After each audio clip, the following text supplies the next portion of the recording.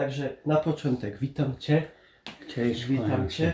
I tak, witamy wszystkich widzów również i oczywiście na początku bardzo dziękujemy za wszystkie pozytywne ostatnio komentarze, które żeśmy dostali a propos naszej wycieczki do Katowic.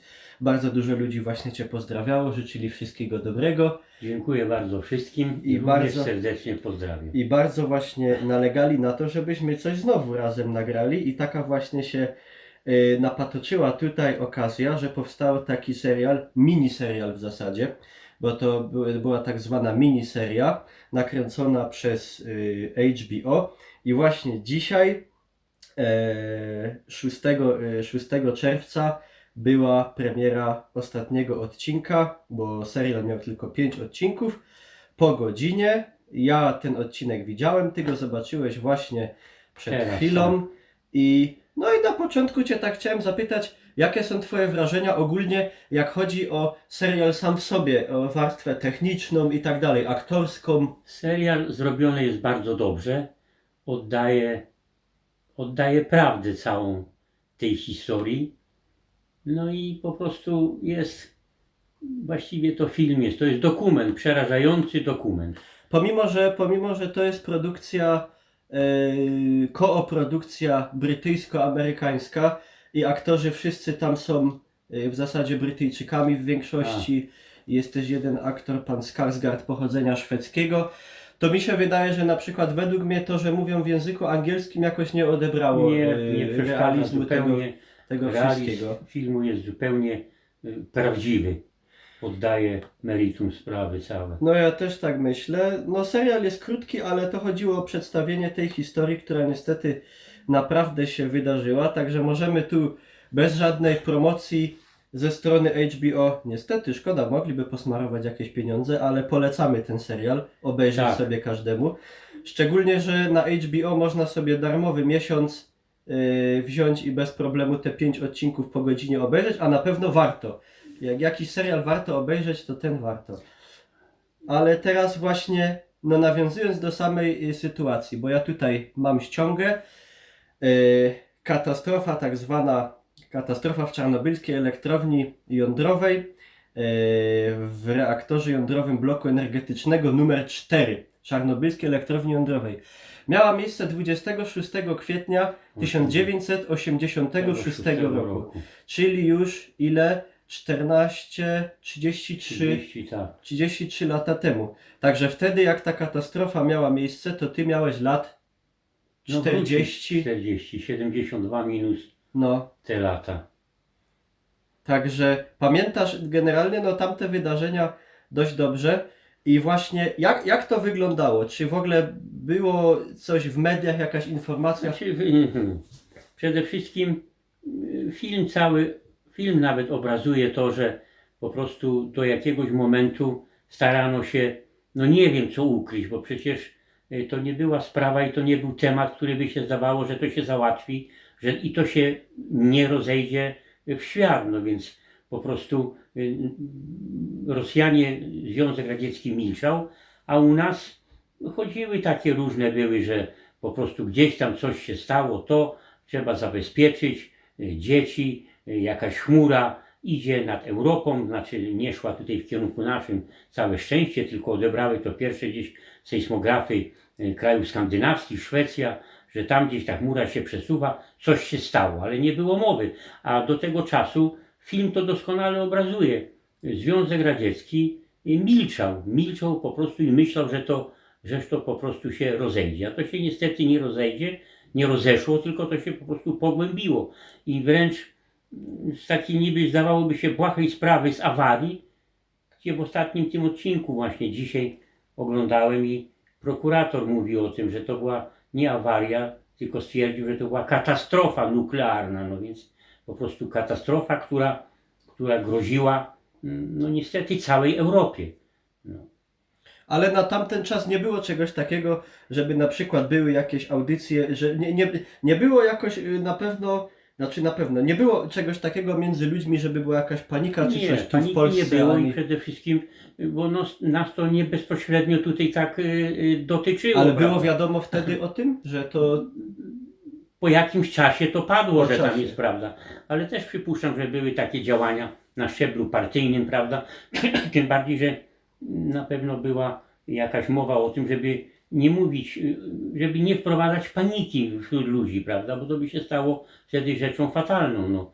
Było tylko tyle, pamiętam to jak dziś, nie wiem, takie skąd to przyszło, żeby, no znaczy dzieci, żeby zabezpieczyć, powstawały takie punkty tu na terenie Bytomia, nawet blisko tu na ulicy Woźniaka był punkt, gdzieśmy tam poszli z dziećmi, żeby wypiły ten płyn, prawda, który Lugola, tak. A nawet była mowa o tym, żeby nie otwierać okien, prawda, Aha, żeby nie aha. na długo otwierać okien, bo no takie były historie, ale poza tym miasto żyło i tu się nie mówiło nic specjalnie o tym, tym bardziej, że to, jeszcze raz mówię, ta chmura nie szła tutaj na całe szczęście na nas, prawda, więc Ale no, czyli cała, że tak powiem, więcej dopiero jakieś szczegóły i jak to się tam potoczyło i jakie było zagrożenie, to dowiedziałeś się dopiero później dużo.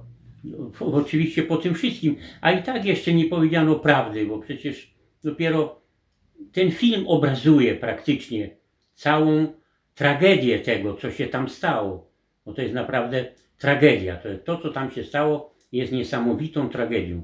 Przecież pokazuje pierwszy odcinek, drugi miasta, sam Czarnobyl, i nieopodal to miasteczko Prypeć, które tętniły życiem. Tam mieszkali ludzie, rodziły się dzieci chodziły do szkoły, młodzież chodziła do szkoły, nagle stają się wyludnioną pustynią. No przecież to o czym świadczy. Zresztą ostatni odcinek mówi o tym, że wywieziono z tamtych terenów około 300 000 ludzi. No więc to jest obraz tej awarii. No.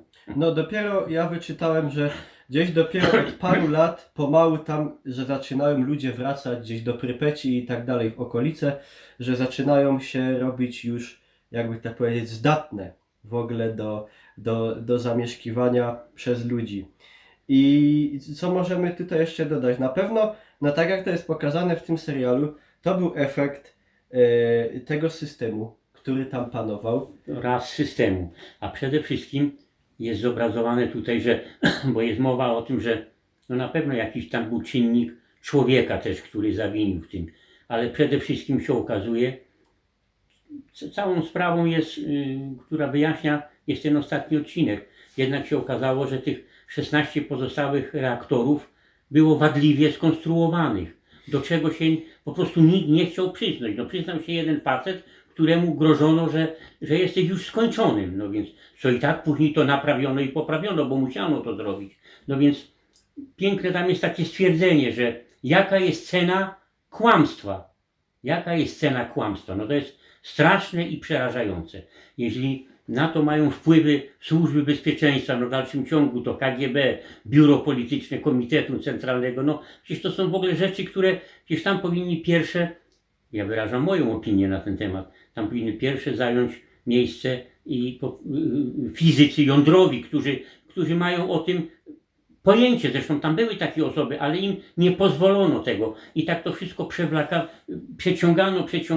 przeciągano, komunikaty płynęły, my panujemy nad sytuacją, tak, co było nieprawdą wręcz po prostu. A do tego wszystkiego nieżądanie, przecież w obliczu takiej tragedii należało prosić niby ten wstrętny Zachód o pomoc, prawda? Bo jednak były kraje, które dysponowały wszelkimi różnymi środkami, które by mogły w jakiś sposób, już tego by się nie zmieniło, tego toku biegu tej sprawy, ale w jakiś sposób by się ukróciło, że może nie zginęłoby tyle osób. Może by to było szybciej, można było zrobić, szybciej to zdławić, prawda? A tutaj to wszystko tak przewlekano, nie wiem na co czekając. No, ale to jest właśnie działanie systemu, jaki po prostu panuje, jaki panował tam na tamte czasy. No. No wiemy, że to też tak było tam powiedziane właśnie, że jakiekolwiek poproszenie jakiegoś zachodniego kraju o pomoc, to Ale by było to nie skompromitowanie To nie wchodziło Związku oczywiście. My, Radzieckiego. potęga w kosmosie, kosmonauci, to wszystko, my będziemy prosić. Zresztą tam padło jednoznaczne stwierdzenie, że Amerykanów nie ma o tym mowy w ogóle. Komitet Centralny nie chce o tym w ogóle słyszeć, no więc no, coś tu było mówić. No. Ludzie zostali sami sobą, no. A do tego wszystkiego ten, który miał jeszcze dogłębnie pojęcie o tym wszystkim, nie mógł nic powiedzieć, no więc jeśli o każdym jednym posunięciu miało decydować KGB, no to ludzie kochani, no to stało się tak, jak się stało. No tam jest też dobry obraz tego jednego naukowca, 25-letniego chłopaka młodego, co było efektem między innymi tego, że w Rosji ludzie wykształceni już od jakiegoś czasu leżeli z kulą w głowie gdzieś już zamordowani Oczywiście, od że tak. dłuższego czasu, Oczywiście, że tak. a na stanowiska jakieś właśnie istotne brało się ludzi kompletnie bez wiedzy. Laików, tylko po prostu, którzy zajmowali miejsca w wysokich tam jakichś, prawda, politycznych aparatczyków, prawda, takich, no. Więc te koligacje, no to jest po prostu niesamowite. I ta historia jest chyba, należy sądzić, może się teraz zmieniło, ale trwa i do dzisiejszego dnia, że taka historia jest. No, kłamstwo, kłamstwo, kłamstwo, kłamstwo, no więc Także czy ty myślisz, że na przykład taka katastrofa w takim toku, jak się tam wydarzyła, mogłaby się wydarzyć w jakimś innym kraju, w jakimś zachodnim kraju, to na terenie już Niemiec, takie Francji, katastrofy były. Fukushima na Niedawno przykład było tutaj. w Japonii, prawda? Ale tam podeszli ludzie do sprawy zupełnie, no bo się stała rzecz, no katastrofy były i będą, to nie ma o czym mówić. W ogóle, żeby nie były tylko w tej dziedzinie, bo to grozi w ogóle katastrofą świata, więc nie ma o czym mówić. Ale katastrofy były i przypuszczam, że będą. No, człowiek robi piękne, wspaniałe rzeczy, ale człowiek też i po sobie pozostawia ruiny i zgliszcza. No więc, ale tutaj były w Japonii, gdzieś tam jeszcze była.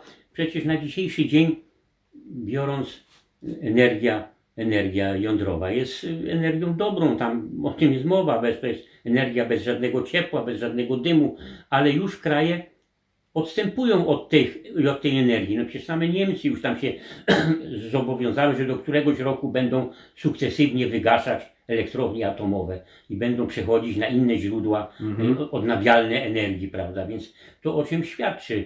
A no, Stany Zjednoczone mają przecież całą masę tych elektrowni. No i właśnie, Francuzi mają. a propos więc... Stanów Zjednoczonych, to gdzieś czytałem właśnie takie opinie ludzi, którzy tam się znają, są wykształceni w tym temacie, że na przykład jakby podobna katastrofa miała miejsce w Stanach Zjednoczonych, to na pewno największa różnica jest taka, że tam nigdy nie poświęcono by ani jednego człowieka, ani jednego życia ludzkiego, żeby, no wiadomo, tak jak na przykład tych górników, czy tych strażaków, których tam wysłali, albo tych ludzi bezpośrednio tam. W każdym razie zrobiono by wszystko, żeby tam nikt nie ucierpiał przede wszystkim. No już nie mówiąc o tym, że amerykańska I technologia... w tym wszystkim jest to, jak do tych ludzi przemawiano, co tam do tych ludzi przemawiało. Nie wiem, jakie odbiory były tych ludzi, do których to mówiono, ale przecież mówiąc, że idziecie tam w myśl idei komunistycznej tego, to jest po prostu, to jest przerażające, no to jest po prostu przerażające, no. Więc no co tutaj w ogóle mówić, no. A ci ludzie biedni szli, no bo co mieli zrobić, no. I on za taką akcję tam dostawał 800 rubli, prawda, i to, nie zdając sobie w ogóle sprawy z tego, jakie będą następstwa tego. Przecież następstwa tej katastrofy są przeogromne. Zresztą mamy przecież, pamiętamy dwa naloty te słynne na Hiroshimę, na Nagasaki. To była podobna historia. Już wtedy pokazano światu, czym to grozi. No do Że dziś po się prostu- jeszcze I rodzą do dzisiaj dzieci z chorobami. choroba popromienna działa, zrobiono, zresztą nie wiem, czy to wtedy było potrzebne, ale to jest tylko takie gdybanie, prawda. W jednym ataku ginie tam 90 000 ludzi, w drugim coś 80. W ciągu paru minut zostaje miasto przewrócone w perzynę, no więc to już był wtedy początek, obraz tego, co się może stać. No i tutaj to się stało, a film pokazuje doskonale, więc mówię, to jest film tragiczny, to jest dokument tragiczny i wręcz przerażający, który uważam, moja opinia jest taka, to powinien oglądać świat, powinni oglądać ludzie, a przede wszystkim możni tego świata, którzy decydują o tych rzeczach, bo przecież cóż my śmiertelnicy możemy o tym mówić. Teraz można sobie jeszcze dopowiedzieć taką historię. Ile takich, ja to mówię w tej chwili w cudzysłowiu, ile takich elektrowni czarnobylskich mają możni tego świata w swoich arsenałach militarnych. Mam na myśli Stany Zjednoczone, mam na myśli Rosję, po części Francuzów, Brytyjczyków, Izrael, gdzieś tam Indie, a do tego wszystkiego jeszcze dochodzą dwa kraje, które dążą ku temu, mam na myśli Koreę Północną i Iran, które sobie, no nie wiem, nie zdają sprawy z tego, czym to może grozić. No całe szczęście, że jeszcze na dzień dzisiejszy nie mają środków przenoszenia tego, bo zresztą znowu tu się nasuwa taka myśl, że w myśl zasady, że kto biedny nie ma nigdy nic do stracenia, więc z tym... I to jest właśnie siła Rosji przez większość jej istnienia, że bieda tam jest czynnikiem bardzo istotnym. Ale jeszcze do samego serialu wracając, to Ci tylko powiem informację z wczoraj,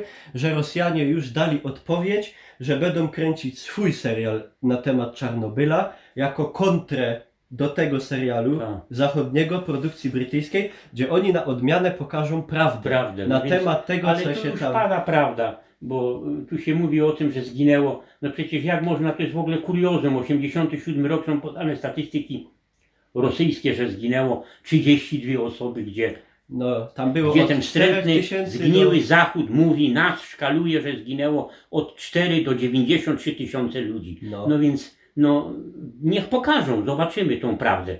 Ale ja w tą prawdę po prostu nie wierzę, bo ja już tej prawdy przez 72 lata tu znałem tyle, że to jest... No już są takie opinie prześmiewcze, że tam na pewno w tym serialu rosyjskim odpowiedzialny za tą katastrofę będzie agent CIA no albo coś w tym i znowu stylu. coś się stanie, prawda? Dobra, ale taka i konkludując tak, bo to, że ta katastrofa w Czarnobylu no, była w dużej mierze właśnie spowodowana tym, jak wyglądał ten system, jak tam funkcjonowało to wszystko, jak funkcjonowali ludzie. No ale przede wszystkim złym zaprojektowaniem tych reaktorów. To swoją drogą, prawda? ale to jest wszystko wynikiem tego, umówmy się, jak funkcjonuje to państwo na wschodzie już nie od kilkudziesięciu lat, tylko jak ono funkcjonuje od wieków. Od wieku. I na przykład, co według Ciebie by się musiało wydarzyć i czy to jest w ogóle możliwe, żeby Rosja jakoś wstąpiła na takie tory cywilizowane? Nie, ja nie czy, widzę czy to jest w tego w ogóle ogóle. możliwe? Ja nie widzę tego.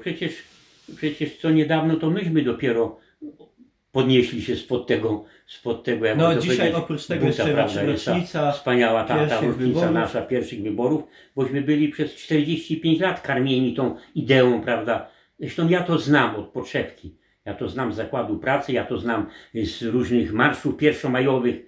Znam to wszystko do głębi, z tych wspaniałych hasłów, że naród z partią, partia z narodem, wszystko się robi dla Polaków, dla narodu.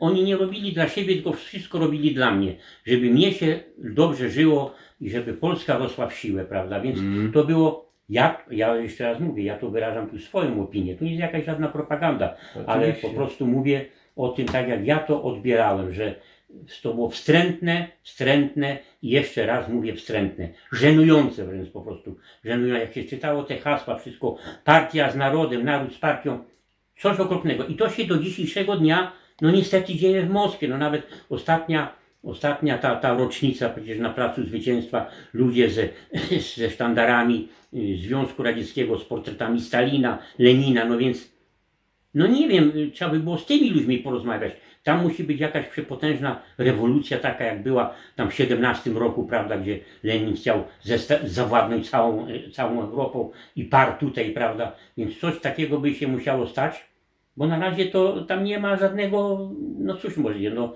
władza jest taka jaka jest, władza trzyma krótko, prawda, możesz podskoczyć tam do pewnego jakiegoś momentu, więcej nie. No i wszystko w tym temacie. A czy tym ludziom się żyje dobrze? Chyba nie, bo przecież słyszymy, że coraz tam są jakieś, zamykają tych opozycjonistów, zresztą tam giną ludzie w niewiadomych przyczyn i w nieznanych okolicznościach w ogóle. Dzisiaj był, jutro go nie ma, tam się go zamyka, wywozi się na gułagi, gdzieś tam na Kamczatkę, tam gdzieś, no przecież to w ogóle są rzeczy, które w ogóle, no...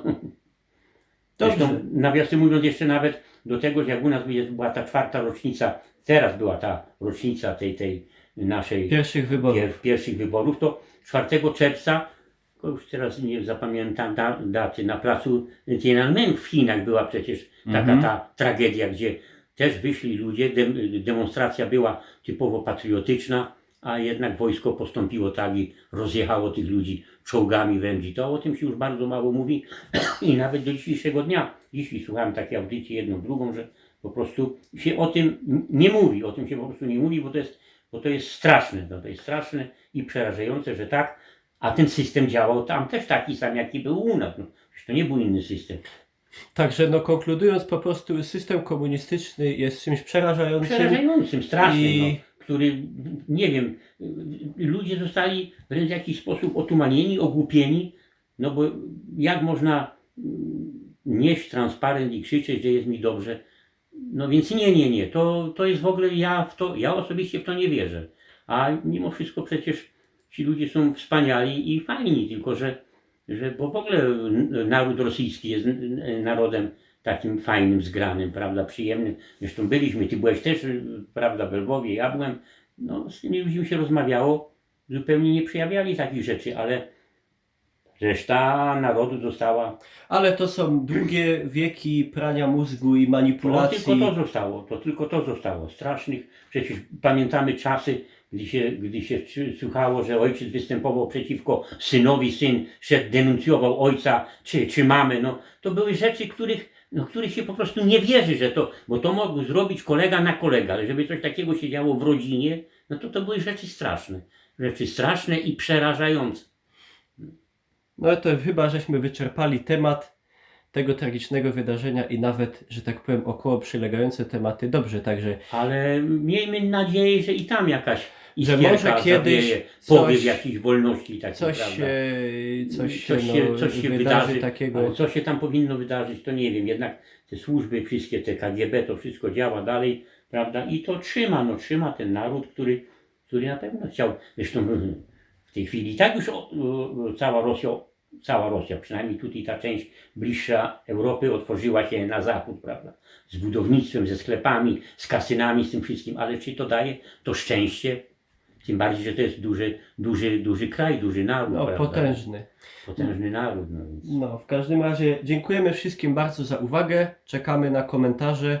A propos też serialu, który jeszcze raz powtarzamy, warto na pewno sobie w Warto wolnej obejrzeć, chwili. bo mówię jeszcze raz, to powinni obejrzeć wszyscy ku przestrodze. A przede wszystkim powinni to obejrzeć, zresztą przypuszczam, że ci wszyscy możni tego świata zdają sobie sprawę z tego. To co powiedziałem, że ja to odbieram jako taki śmiertelnik z ulicy, że grozi, zresztą ktoś kiedyś mówił, że zgromadzone środki te jądrowe, które w tej chwili mają możni tego świata, to potrafiłyby kulę ziemską rozwalić kilkadziesiąt razy, to nie raz, no więc, a to jest tych kilkadziesiąt Czarnobylów, no to nic innego, no. Przecież jeden Czarnobyl, co zrobił, jakie zrobił spustoszenie, no więc o czym tutaj mówić. No. Także ja Ci bardzo Dzięki, dziękuję ja za też dziękuję, wypowiedź. wszystkich I pozdrawiam serdecznie. jeszcze coś myślę, jakiś temat się Wszystkich nawinie. serdecznie pozdrawiam. Jeszcze raz mówię, tu wyraziłem ja swoje takie spostrzeżenia i swoje takie po prostu przemyślenia. Moje, tego maluczkiego. No i jak to się mówi, pysk ludkowie. Wszystkiego dobrego.